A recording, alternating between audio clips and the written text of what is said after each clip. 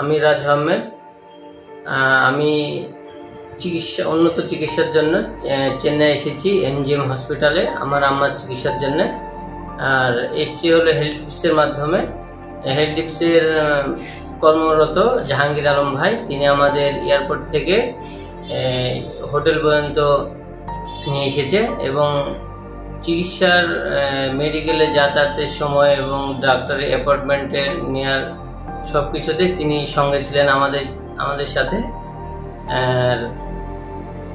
আমার হেলথ টিপসের সেবা অত্যন্ত ভালো। আরও আমি হেলথ টিপসের আরও উন্নত ভবিষ্যৎ কামনা করছি এবং হেলথ টিপসের মাধ্যমে সবাই আসার আহ্বান করছি। আসসালামু আলাইকুম।